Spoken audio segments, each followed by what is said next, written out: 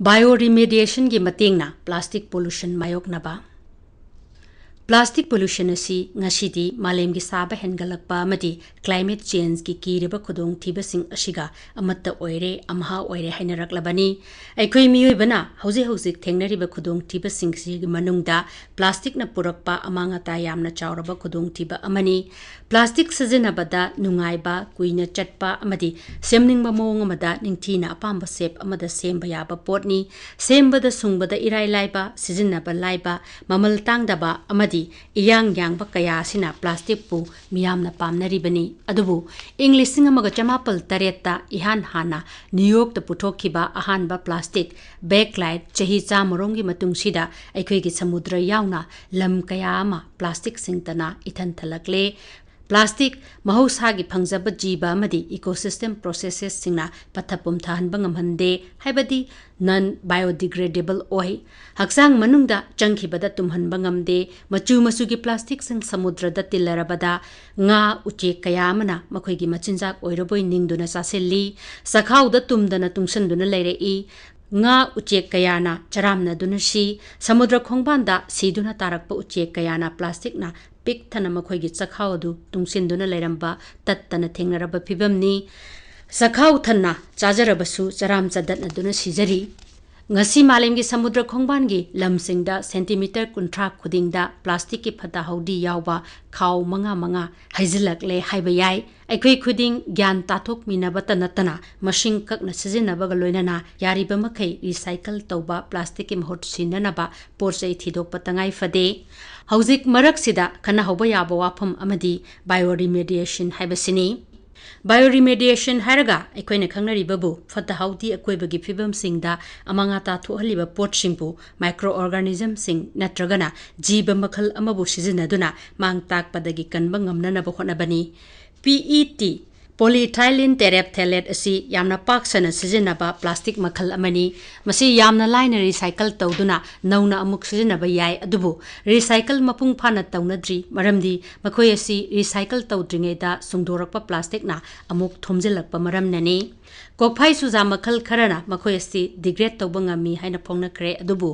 pakna sana degrade tawholle haibadi tanadri sahi ani khara henbagi mamangda Japanese researcher kharana Idionel sacchariniasis haiba makhalgi mitna uba phangdaba bacteria sina PET plastic pu mapung phana tumhanba ngamle haiba thidokhi hariba bacteria sina plastic tagi kanaraba energy amati carbon lokthokpa ngami hairi Idionel sacchariniasis na makhal anigi hydraulic enzyme sing puthoktuna PET bu tumhanba ngammi haiba khangdokle enzyme ani sigi mingdi mathang setna PETS amadi MICETS haina khangnare enzyme ani sigi matengna PET plastic asi terephthalic acid amadi ethylene glycol haiba monomer singda onthok hali Susuke Yoshida amadi mahakaloina ba researcher kanglup asina PET recycling site tagi PET contaminated sample chaniga yang khairom lokhatuna idionel sacchariniasis singa lehenki Bacteria singasina PET film singbu 30 degrees Celsius ta hapta taruki matungda loina degrade tahollakhi badu urakhe akhang ahi kharana yamna ngakna amuk gengliba miyeng amadi hariba enzyme singashi hanana thengnakiba enzyme singa yamna khenana tawbangamba activity ulakliba sini makhoi asi hana leiramdaba haukiba chehi humbudra rom asidata utlakpa oiramgani haina sukhanari Sathakriba research asina microorganism mayamama thidokpa darkar oire haiba khanghanbata natana enzyme singi evolutionary history nainabadasu asoba khongthang ama launa hangdorakadauri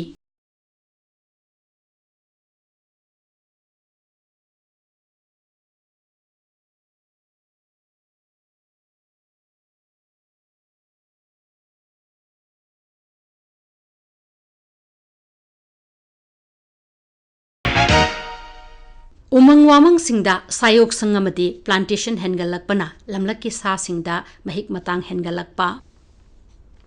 ꯃꯤꯑꯣꯏꯕ ꯑꯃꯗꯒꯤ ꯑꯩꯈꯣꯏꯅ ꯇꯧꯕ ꯊꯕꯛ ꯊꯧꯔꯝ ꯀꯌꯥ ꯑꯃꯅ ꯂꯝꯂꯛꯀꯤ ꯁꯥ ꯎꯆꯦꯛ ꯀꯌꯥ ꯑꯃꯒꯤ ꯂꯩꯐꯝ ꯆꯥꯐꯝ ꯊꯨꯒꯥꯏꯗꯨꯅ ꯃꯈꯣꯏꯒꯤ ꯃꯊꯛꯇ ꯑꯋꯥꯕ ꯀꯌꯥ ꯄꯨꯔꯛꯍꯟꯗꯨꯅ ꯑꯀꯥꯏꯕ ꯄꯤꯕꯤ ꯍꯥꯏꯕꯁꯤ ꯈꯪꯅ ꯎꯅꯔꯕ ꯋꯥꯐꯝꯅꯤ ꯅꯧꯅ ꯊꯤꯖꯤꯟ ꯍꯨꯝꯖꯤꯟꯕ ꯀꯥꯡꯕꯨ ꯑꯃꯅ ꯐꯪꯂꯛꯄ ꯄꯥꯎ ꯑꯃꯗꯤ ꯃꯤꯑꯣꯏꯕꯅ ꯎꯃꯪ-ꯋꯥꯃꯪꯗ ꯁꯥ ꯁꯟ ꯌꯣꯛꯁꯤꯜꯂꯛꯄ ꯃꯔꯝꯅ ꯅꯥꯀꯣꯏꯅꯅ ꯂꯝꯂꯛꯀꯤ ꯁꯥ ꯎꯆꯦꯛꯁꯤꯡꯒꯤ ꯒꯦꯁꯇ꯭ꯔꯣꯏꯟꯇꯦꯁꯇꯤꯅꯦꯜ ꯁꯤꯁꯇꯦꯝꯗ ꯃꯍꯤꯛ ꯑꯃꯗꯤ ꯄꯦꯔꯥꯁꯥꯏꯠ ꯗꯥꯏꯕꯔꯁꯤꯇꯤ ꯍꯦꯟꯒꯠꯍꯜꯂꯛꯂꯦ ꯍꯥꯏꯕꯁꯤꯅꯤ ꯃꯁꯤ ꯀꯨꯞꯅ ꯊꯤꯖꯤꯟ ꯍꯨꯝꯖꯤꯟꯗꯨꯅ ꯃꯁꯤꯅ ꯃꯔꯝ ꯑꯣꯏꯗꯨꯅ ꯂꯝꯂꯛꯀꯤ ꯁꯥ ꯎꯆꯦꯛꯀꯤ ꯃꯁꯤꯡ ꯍꯟꯊꯍꯜꯂꯛꯄꯔꯥ ꯍꯥꯏꯕ ꯈꯪꯗꯣꯛꯄ ꯆꯨꯝꯒꯅꯤ ꯁꯥꯏꯟꯇꯤꯐꯤक ꯔꯤꯄꯣꯔꯠ ꯍꯥꯏꯕ ꯖꯔꯅꯦꯜ ꯑꯁꯤꯗ ꯐꯣꯡꯗꯣꯔꯛꯄ ꯐꯥꯏꯟꯗꯤꯡ ꯑꯃꯗ ꯊꯤꯖꯤꯟ ꯍꯨꯝꯖꯤꯟꯈꯤꯕ ꯇꯤꯝ ꯑꯃꯅ ꯋꯦꯁꯇꯔꯟ ꯘꯥꯠꯀꯤ ꯑꯅꯥꯃꯥꯂꯤꯌꯥ ꯆꯤꯡꯁꯤꯡꯗ ꯂꯩꯕ ꯎꯃꯪ 18ꯗꯒꯤ ꯃꯆꯥ ꯄꯣꯛꯄ ꯖꯤꯕꯁꯤꯡ ꯍꯥꯏꯕꯗꯤ ꯃꯃꯦꯂꯤꯌꯟꯁꯤꯡꯅ ꯄꯨꯊꯣꯔꯛꯈꯤꯕ ꯑꯃꯥꯡꯕꯁꯤꯡ ꯈꯣꯝꯖꯤꯟꯗꯨꯅ ꯅꯩꯅꯈꯤ ꯑꯃꯥꯡꯕꯁꯤꯡ ꯑꯁꯤ ꯖꯤꯕ ꯃꯈꯜ 12ꯒꯤꯅꯤ ꯀꯩ ꯁꯖꯤ ꯁꯥꯕꯧ ꯁꯅꯝꯕꯅ ꯆꯤꯡꯕ ꯀꯌꯥ ꯑꯃ ꯌꯥꯎꯔꯤ ꯁꯥꯁꯤꯡ ꯑꯁꯤꯒꯤ ꯑꯃꯥꯡꯕꯁꯤꯡ ꯅꯩꯅꯕꯗ ꯄ꯭ꯂꯥꯟꯇꯦꯁꯟ ꯑꯃꯗꯤ ꯂꯥꯏꯐ ꯁ꯭ꯇꯣꯛ ꯍꯦꯟꯒꯠꯂꯛꯄꯅ ꯁꯥꯁꯤꯡ ꯑꯁꯤꯗ ꯄꯦꯔꯥꯁꯥꯏꯠ ꯀꯌꯥ ꯑꯃ ꯆꯪꯂꯛꯈ꯭ꯔꯦ ꯍꯥꯏꯕꯁꯤꯅꯤ ꯅꯦꯆꯔꯦꯜ ꯍꯤꯁꯇ꯭ꯔꯤ ꯃ꯭ꯌꯨꯖꯤꯌꯝꯒꯤ ꯄꯦꯔꯥꯁꯥꯏꯠꯀꯤ ꯗꯥꯇꯥꯕꯦꯖ ꯅꯩꯅꯕꯗ ꯍꯥꯏꯔꯤꯕ ꯄꯦꯔꯥꯁꯥꯏꯠ ꯑꯁꯤ ꯃꯤꯑꯣꯏꯕ ꯑꯃꯗꯤ ꯃꯤꯑꯣꯏꯁꯤꯡꯅ ꯃꯐꯝꯁꯤꯗ ꯁꯥ ꯉꯥ ꯌꯨꯝꯁꯥ ꯀꯌꯥ ꯂꯣꯏꯁꯤꯜꯂꯛꯄ ꯑꯃꯗꯤ ꯎ ꯋꯥ ꯀꯣꯛꯊꯣꯛꯇꯨꯅ ꯂꯧꯎ ꯁꯤꯡꯎ ꯇꯧꯔꯛꯄꯗꯒꯤꯅꯤ ꯍꯥꯏꯕ ꯈꯔ ꯃꯈꯩꯗꯤ ꯈꯪꯗꯣꯛꯄ ꯉꯝꯂꯦ ꯑꯌꯥꯝꯕ ꯄꯦꯔꯥꯁꯥꯏꯠ ꯑꯁꯤꯅ ꯂꯥꯏꯅꯥ ꯀꯌꯥ ꯄꯥꯛ ꯆꯥꯎꯅ ꯁꯟꯗꯣꯔꯛꯄ ꯌꯥꯕꯅ ꯍꯣꯁ ꯄꯦꯔꯥꯁꯥꯏꯠꯀꯤ ꯏꯟꯇꯔꯦꯛꯁꯟ ꯀꯨꯞꯊꯅ ꯌꯦꯡꯁꯤꯜꯍꯧꯕ ꯇꯉꯥꯏ ꯐꯗꯦ ꯃꯊꯪꯗ ꯆꯥ ꯀꯣꯐꯤ ꯑꯃꯗꯤ ꯀꯦꯁ ꯀ꯭ꯔꯣꯞ ꯊꯥꯅꯅꯕ ꯎꯃꯪ ꯆꯥꯎꯅ ꯀꯣꯛꯂꯛꯄꯗ ꯃꯁꯤꯅ ꯅꯥꯀꯣꯏꯅꯅ ꯂꯝꯂꯛꯀꯤ ꯁꯥ ꯎꯆꯦꯛꯁꯤꯡꯗ ꯄꯤꯔꯛꯄ ꯌꯥꯕ ꯂꯧꯅꯒꯟꯕ ꯃꯍꯤꯛ ꯃꯇꯥꯡꯅ ꯑꯣꯏꯍꯜꯂꯛꯄ ꯌꯥꯕ ꯑꯃꯥꯡꯕꯁꯤꯡ ꯃꯥꯡꯖꯧꯅꯅ ꯊꯤꯗꯣꯛ ꯈꯪꯗꯣꯛꯅꯕ ꯍꯣꯠꯅꯕ ꯇꯉꯥꯏ ꯐꯗ꯭ꯔꯕ ꯃꯊꯧ ꯇꯥꯔꯕ ꯊꯕꯛꯅꯤ ꯑꯇꯣꯞꯄ ꯊꯤꯖꯤꯟ ꯍꯨꯝꯖꯤꯟꯕ ꯀꯥꯡꯕꯨ ꯀꯌꯥ ꯑꯃꯅ ꯑꯃꯨꯛ ꯊꯤꯟꯗꯨꯅ ꯇꯥꯛꯂꯛꯂꯤꯕ ꯋꯥꯐꯝ ꯑꯃꯗꯤ ꯂꯝꯂꯛꯀꯤ ꯁꯥ ꯎꯆꯦꯛ ꯈꯔꯅ ꯃꯤ ꯇꯥꯁꯤꯜꯂꯛꯄ ꯖꯒꯥꯁꯤꯡꯗ ꯇꯥꯟꯅꯗꯨꯅ ꯂꯩꯁꯤꯜꯂꯛꯄꯁꯤꯅꯤ ꯁꯖꯤꯛ ꯆꯥꯕ ꯁꯖꯤꯅꯆꯤꯡꯕ ꯖꯤꯕꯁꯤꯡꯅ ꯍ꯭ꯌꯨꯃꯦꯟ ꯁꯦꯇꯜꯃꯦꯟꯠꯁꯤꯡꯒꯤ ꯃꯅꯥꯛ ꯅꯛꯄꯗ ꯆꯥꯛꯇꯥꯔꯛꯏ ꯃꯁꯤ ꯃꯈꯣꯏꯒꯤ ꯃꯆꯤꯟꯖꯥꯛ ꯂꯥꯏꯅ ꯐꯪꯕ ꯑꯃꯗꯤ ꯁꯥꯍꯤꯡ ꯆꯥꯕ ꯖꯤꯕꯁꯤꯡꯗꯒꯤ ꯍꯦꯟꯅ ꯁꯥꯐꯕ ꯀꯟꯖꯅꯕ ꯃꯐꯝ ꯑꯃ ꯑꯣꯏꯕꯅꯅꯤ ꯃꯔꯝ ꯑꯁꯤꯅ ꯌꯨꯝꯁꯥ ꯑꯃꯗꯤ ꯂꯝꯂꯛꯀꯤ ꯁꯥ ꯎꯆꯦꯛꯁꯤꯡ ꯅꯛꯅꯔꯛꯄꯅ ꯑꯃꯅ ꯑꯃꯗꯒꯤ ꯂꯥꯏꯅꯥ ꯁꯟꯗꯣꯛꯄ ꯉꯝꯕ ꯃꯍꯤꯛ ꯃꯇꯥꯡ ꯀꯌꯥ ꯏꯔꯥꯏ ꯂꯥꯏꯅ ꯁ꯭ꯄꯤꯜ ꯑꯣꯚꯔ ꯇꯧꯔꯛꯏ ꯂꯧꯅꯔꯛꯏ ꯃꯁꯤꯒꯤ ꯃꯌꯦꯛ ꯂꯥꯔꯕ ꯈꯨꯗꯝꯗꯤ ꯃꯁꯤꯡ ꯀꯛꯂꯛꯂꯕ ꯂꯥꯌꯣꯟ ꯇꯦꯜꯗ ꯃꯀꯥꯛ ꯍꯥꯏꯔꯤꯕ ꯑꯦꯟꯗꯦꯟꯖꯔꯗ ꯑꯣꯏꯔꯕ ꯌꯣꯡ ꯃꯈꯜ ꯑꯁꯤꯅ ꯋꯦꯁꯇꯔꯟ ꯘꯥꯠꯀꯤ ꯀꯣꯛꯊꯣꯛꯂꯕ ꯎꯃꯪ ꯃꯤ ꯄꯣꯡ ꯍꯦꯟꯅ ꯇꯥꯕ ꯃꯐꯝꯁꯤꯡꯗ ꯃꯈꯣꯏꯒꯤ ꯃꯁꯤꯡ ꯍꯟꯊꯔꯛꯂꯤꯕ ꯑꯁꯤꯅꯤ ꯖꯪꯒꯜ ꯃꯅꯨꯡꯗ ꯂꯝꯂꯛꯀꯤ ꯖꯤꯕꯁꯤꯡ ꯃꯁꯦꯜꯗ ꯂꯩ ꯂꯩꯗꯨꯅ ꯃꯄꯥꯟ ꯊꯣꯛꯇꯅ ꯂꯩꯖꯔꯝꯕ ꯑꯗꯨ ꯎꯃꯪ ꯀꯣꯛꯊꯣꯛꯇꯨꯅ ꯀꯣꯐꯤ ꯆꯥ ꯑꯃꯗꯤ ꯀꯥꯟꯅꯔꯕ ꯎ ꯀꯌꯥ ꯌꯥꯟꯊꯠ ꯐꯨꯛꯇꯠꯇꯨꯅ ꯄꯨꯊꯣꯛꯅꯕ ꯍꯣꯠꯅꯔꯨꯕꯗ ꯃꯤꯑꯣꯏꯕ ꯑꯃꯗꯤ ꯌꯨꯝꯁꯥꯁꯤꯡꯗ ꯂꯥꯏꯅꯥ ꯄꯨꯕ ꯃꯍꯤꯛ ꯀꯌా ꯏꯔꯥꯏ ꯂꯥꯏꯅ ꯆꯪꯂꯛꯏ ꯏꯕꯣꯂꯥ ꯗꯦꯡꯒꯤꯅꯆꯤꯡꯕ ꯂꯥꯏꯅꯥ ꯀꯌꯥ ꯖꯪꯒꯜꯗꯒꯤ ꯃꯤꯑꯣꯏꯕꯗ ꯆꯪꯂꯛꯂꯤꯕꯅꯤ ꯃꯁꯛ ꯈꯪꯗꯕ ꯂꯥꯏꯅꯥ ꯂꯥꯏꯌꯣꯡ ꯀꯌꯥ ꯑꯃ ꯊꯣꯔꯛꯄꯁꯨ ꯌꯥꯏ ꯎꯃꯪ-ꯋꯥꯃꯪ ꯀꯣꯛꯊꯣꯔꯛꯄ ꯂꯝ-ꯇꯨ ꯃꯑꯣꯡ ꯍꯣꯡꯍꯟꯗꯨꯅ ꯁꯤꯖꯤꯟꯅꯔꯛꯄ ꯀꯌꯥ ꯑꯁꯤꯅ ꯑꯏꯪ-ꯑꯁꯥ ꯈꯦꯠꯅꯔꯛꯄꯁꯤꯗ ꯈꯣꯡꯕꯥꯡ ꯁꯤꯜꯂꯛꯄꯈꯛ ꯅꯠꯇꯅ ꯑꯅꯧꯕ ꯂꯥꯏꯅꯥ ꯀꯌꯥ ꯑꯃ ꯊꯦꯡꯅꯍꯜꯂꯛꯄꯁꯨ ꯌꯥꯔꯤꯕꯅꯤ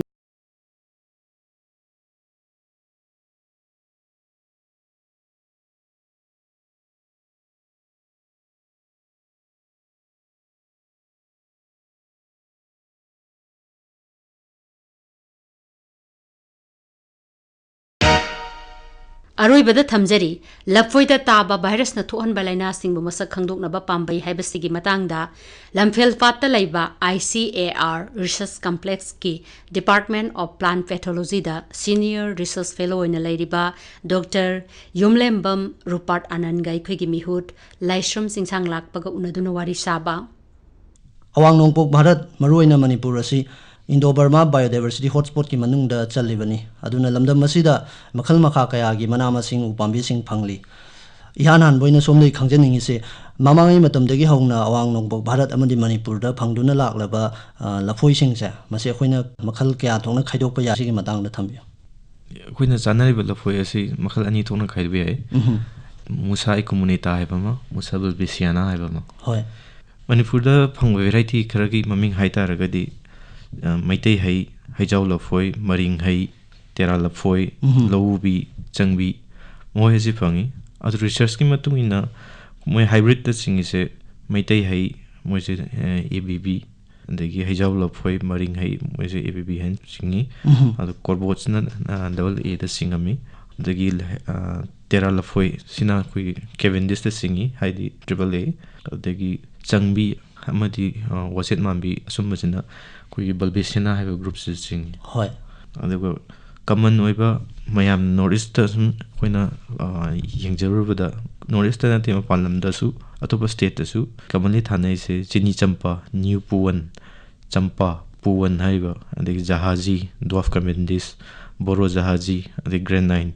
mohoi se thanai jahaji amadi grenine asina koigi AAA ki group da singi chini champa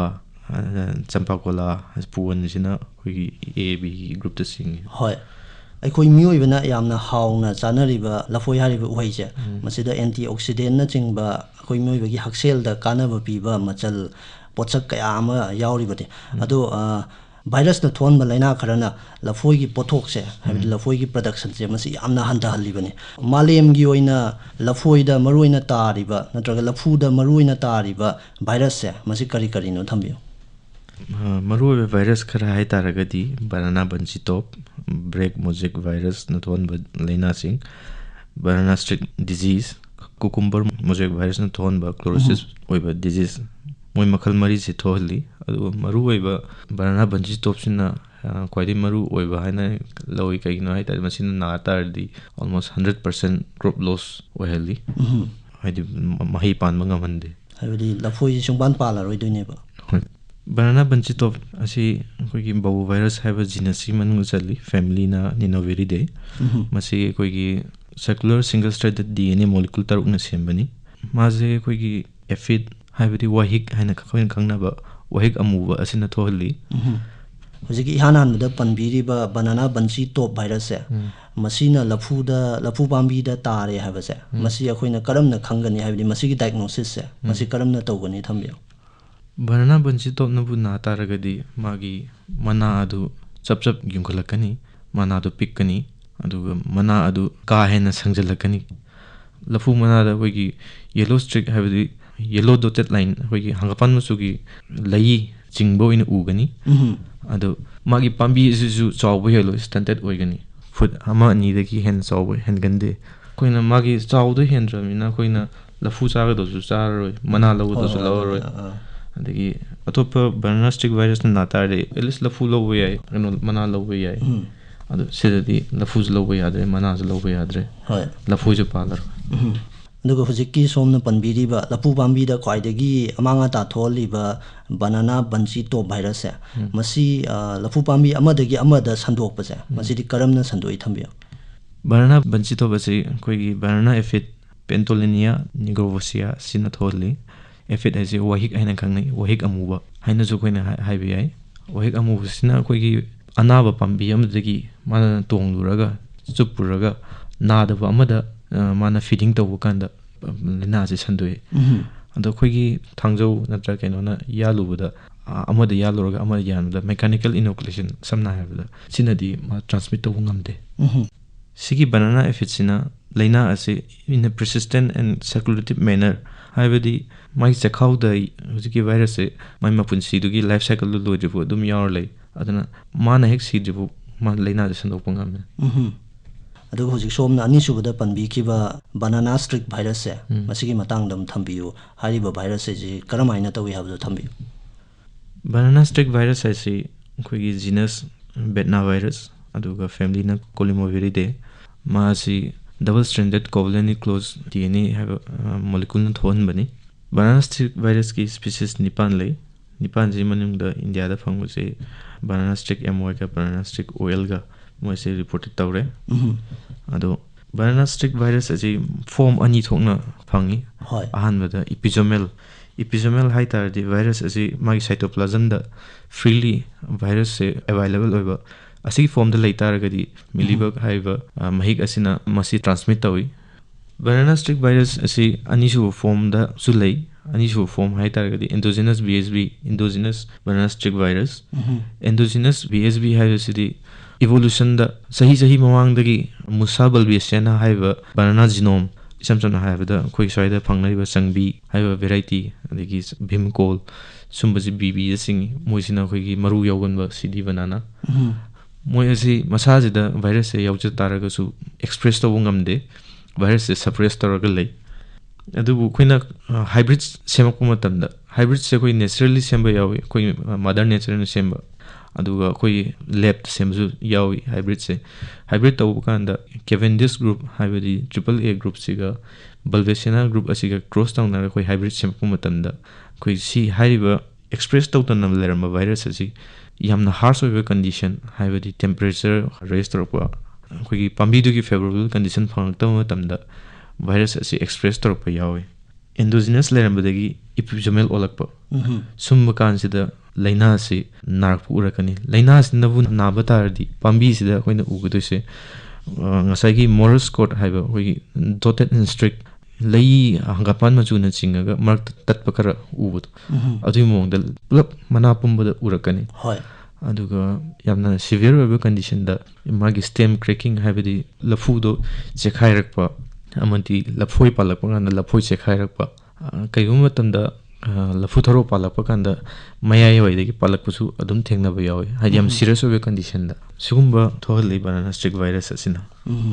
lafu pambi da virus na maram oiraga tholi ba laina sing ase masigi maram da khangdoknaba hojik anauba kari kari pambei sing di leire habadi diagnostic techniques sing kari leire habda thambiyo koi lafoi pambi da koi gi laina nare natraga nade habadi koi masak da haura matung da khangba yawi do haura matung ma je thaba kan di koi gi chahi ama kai hen changi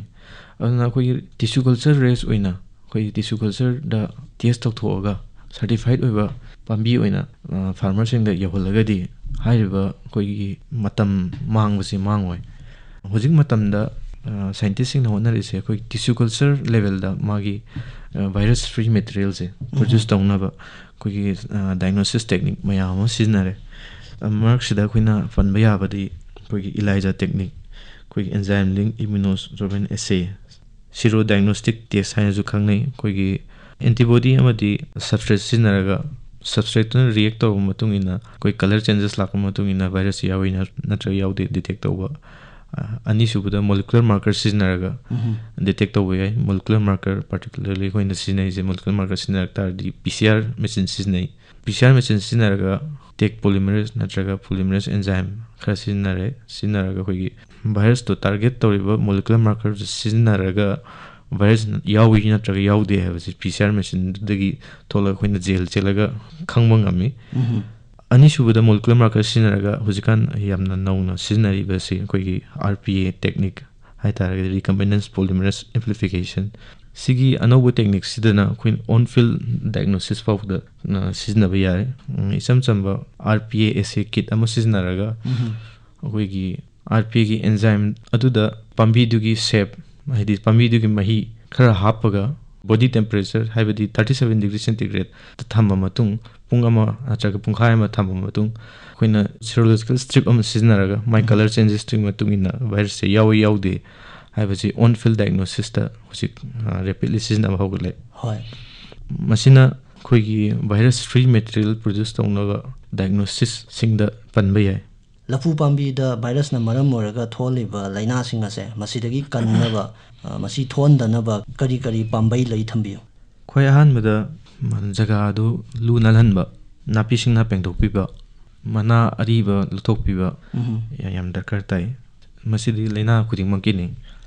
laina taba pambi leram taragadi laina taba pambi do maru fukna manghanbiba samna haibada koi BBTV nare hai taragadi BBTV nare ba pambi ado koi gi 2,4-D weedicide siznaraga inject tawbiraga maru fukna hatokpiba aduga akoibada koi gi systematic insecticide kuma saithokpiba mathau tai hoy koi gi vector control ase yamna ka hen mathau tai haibadi anab amadudagi atop amada nadaba amada laina du sandokidanaba atopa measures ka lobo yaba hai taragadi banana streak virus na nagatari almost 100% loss adum haibe yare aduna phuto langdokiba aduna taba koi banana break mosaic virus na chaga streak na nare hai taragadi my percentage khara bukti yield loss to koi pothok to handadana ba har hena saibiba haiti 150% bukta koi fertilizer dose hengatpiba amadi koi FOM 10 kg muk vessel dose hapiba sumbase thabiraga haidi sumbase chaibiraga pothok handadanaba laina do taza tarju pothok handadanaba koina measures lawba yai management da huzik nauna haitare CRISPR technology CRISPR genome editing method siznaraga scientists mayama disease free material provide tonaba honari example oina koi Lina Tripathi International Institute of Tropical Agriculture in Kenya viral over DNA to target toraga banana dagi magna koi BSB banana sick virus ki viral over DNA do lothoaga virus free material puthokpagi report fawda leire hoje fawda aruga loisalakpasida somdai khangjaningi se lafu pambi da amadi lafoi da virus na maram moiraga tariba laina singa se masiga mari laina na somna hujik fawda kari kari thabak sing di tobi khre thambio koi agi research da khoidagi maru ebdi survey hana maru e survey tarokpada pura notice da survey chacharu bani survey chalakpasida Manipur Sikkim Arunachal Assam Meghalaya sum moi singjes da aina kayam common oiba observation hai taragadi moigi local varieties local variety sidadi laina virus asi yamna paktakna tabasi u phangde yam tangna ui adubu khoigi cultivated amadi hybrid variety samna habda chini champa adegi grenine asida banana streak virus black mosaic virus cucumber mosaic virus asi paktakna taba thengna sai aina hujik ICAR da hona jaise khoigi Manipur amadi Nawangmanpur lamamda phangiba lafoi makhal mayam asi aina characterize tawjabani epizomel amadi endogenous matungina endogenous banana streak virus haibadi endogenous haibadi genome sida yaujaraga leirabani adu pambi dana express tawdabe waneba ai masagi genome sida magi macha suronsu adum sigi virus se yaur leir doramne yaur leiraga su laina oina ondaba masada yaujaba laina ondaba hoi ano sigi yauri virus se karamba virus no haidi magi species karamba no natraga masi karamba mongda yauge haibasi khoi characterization ai tawjari hoje molecular level da magi marker mayam siznaraga mai mapping tawri aduga side by side da khoina laina se thiba satpa kanda pura no awon pikoina laina se thiba satpa kanda laina se khoina banana streak Mysore virus haiba virus asi adum paktakna taba thengna jai ado atopa anauba thengna gani haibagi asa ju lei kaigino haig taragadi khoi awang poki oina lam asi pura hotspot zone oibanina balwe sena amadi community gi magi meeting bell haigra adugi zone adu Manipur amadi awang pok lamdam si sida oibanina khoi gi musa community amadi musa balwe sena sigi natural hybrid si soidana thomgani adu thomna taradi moisi integration da moisina hybrid sengpuda virus se express torpo soidana yorokani adu natural oina express torpo virus singdo koina anau ma phangani habe asada project se chathajabani